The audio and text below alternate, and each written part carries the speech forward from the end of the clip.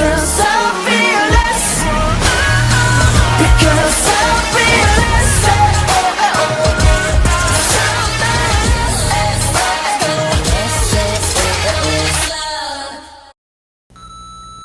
Hi, hello, welcome back. It's been a while.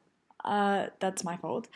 I've been working full-time since November and you started back up a couple of weeks ago, so I'm sorry I haven't had much time to make any videos. That being said, so many of you have joined our little family that we're creating here, and I feel very loved, so thank you. Anyway, hi, welcome.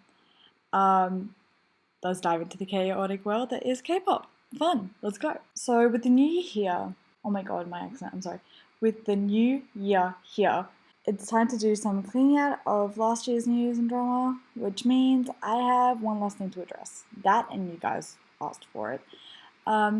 This is the final installment of the Woojin situation. So, quickly to address, we kind of already mentioned it in the last video, but I just want to confirm it. 10X Entertainment is a legit company, and they've actually gone the next step, saying that they are ready to take legal action if necessary, and they name dropped their lawyer. So anyone else still starting stuff, please be careful, because you could get sued. Oh, the irony. Just found this looking for another comment. I never made any claims. That must be why I haven't heard from their lawyers. Anyway, so a lovely person, I am not sure who they were, you led me into this Twitter thread. I wrote down all of my thoughts. I went through tweet by tweet, photo by photo, words by words for everything. And honestly, it doesn't prove anything. There's no proof that this is or isn't legit.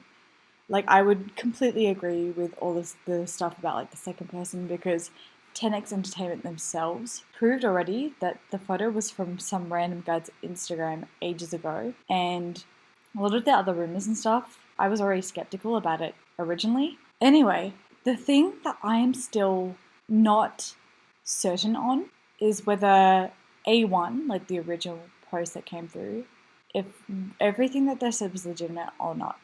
And this thread, I have some issues. So with the first part of the thread, they said that a stay from Brazil retweeted the tweets from the original post 16 minutes after it happened. The person's name is Rafa. We're going to go by Rafa for this.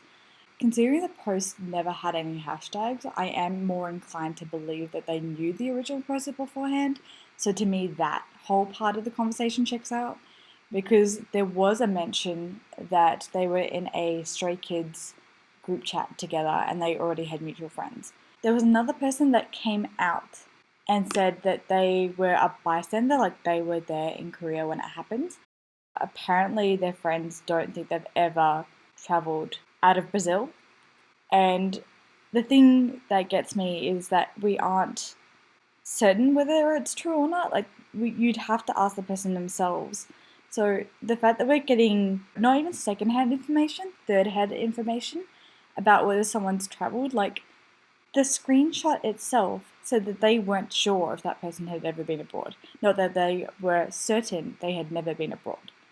Another thing that bothered me was that the person who posted this thread just presumed that the original poster couldn't speak Korean because they're from Brazil. Dude, go on TikTok. The amount of people who can speak Korean really well and have never been to Korea is insane.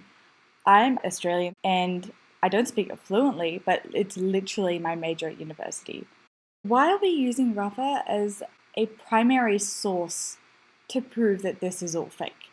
Because this is an acquaintance of A1. This is an acquaintance of the person who came forward. So it doesn't make sense for them not knowing information or being able to fill in the gaps to be proof that this didn't happen.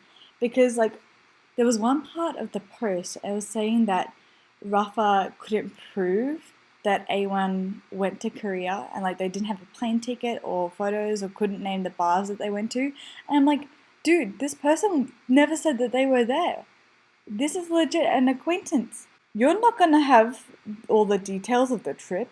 It's like asking me to prove that my best friend was born in Australia. I don't have her birth certificate. Why would I have a copy of her birth certificate? It makes no sense.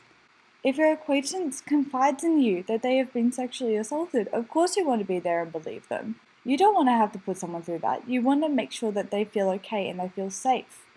Also, picture 4 of the thread, I think it's picture 12 actually, but like the IV part is on the screen. This picture, it isn't clear about the timeline at all. Like the Twitter post, you can see a date. The text messages, like that could be recent. Like, why? Why was this even put in there, to be honest? And also, there was a part about the comment saying that Rafa was a Woojin stan and she was upset that Woojin left. Like, we all were. Like, October 28th was the date that he was announced to have left, officially. We were all confused and upset and had no clue what was going on. There was nothing about the allegations until September the following year. This is November 2019. There's just so many inconsistencies, or like this person feels like they're reaching for a lot of things as proof. If this was A1, or we found a way to get in contact with A1, or getting legitimate solid words that you could then go and find and disprove, I would believe it. But this is all like, oh, I don't know, and then saying, you don't know, so it must be a lie. Like, that makes no sense. That's not how situations like this work. Because with sexual assault cases, majority of the time, it's he said, she said, unless you have a rape kit. And even if you have a rape kit, they take months to be processed. Especially in places like America, they wait until they have the funds to be able to process all of the kits. And unless your DNA is in the system or you're able to get a warrant for someone's DNA, you can't test it. I'm sorry, but this really angers me. But like, I don't understand. Going through this thread, like just to get to this part, there's no proof of anything. There's no proof to say that he has done it, and there's no proof saying that he hasn't done it. We are still operating on a he said, she said basis. I am more inclined to believe at this point in time that everything that happened with Woojin probably isn't true, but I still don't want to say that it isn't true because I can't prove that. Because like, what if something like turns around and it's like, oh wait, we actually found footage and like it proves it, or we found footage and it doesn't prove it. And if you get into the habit of taking sides and starting up rumors to prove your point, that's just toxic behavior, and I won't have that in my household. It's these situations, you can't take them lightly, man. And I hate that so many people have treated it like it's that simple. That's not how this works. I've said that word too many times. That's not how this works. Also, that thread, to all the clowns that thought that JYP, like PDNim, was still CEO. Like, he hasn't been CEO for, I think it's like nearly a decade now. Like, thank you for someone for pointing that out as part of, like, one of the rumors was about that and saying that JYP was the one who kicked him out. JYP may have a high level of impact and say in the company, but at the end of the day, he's not the CEO. So this is where I stand. I'm just gonna hope and pray that, like, karma takes care of everything. Like, Jesus take the wheel. Jesus, take the wheel.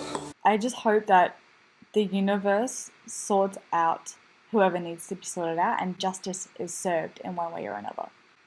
To leave on a more positive note, never at one point did I see someone be like, oh, you probably were dressed like a certain way, or you probably looked like this, or you shouldn't have done this, you shouldn't have been drinking at that late or anything. And like, that gives me hope for our generation. Like, no one's victim blaming. We're just all trying to decide whether this information is fact or fiction. And I think like that's where we have to leave it. There's no proof otherwise, and until something concrete comes out, I'm not going to talk about this again. So that's everything, guys. I hope you liked it. I actually plan on doing more videos in the future. I promise you I'll update more frequently. So if there's any, I think a couple of people were keen on the idea of this becoming a series. So if we want this to be a series, let me know. If you have any video suggestions or anything you want to see, let me know. But at this point, I'm kind of just going to do what I feel like. And this video is somehow shorter than all the other ones, so that's a win. Alright, I love you guys. Again, thank you so much for 1.5k. That is just mind blowing. I'm so grateful. Honestly, thank you so much. And I love you. Stay safe. I know a lot of places in the world currently aren't doing too well still right now, so look after yourselves and your loved ones. Love you. Bye. See ya.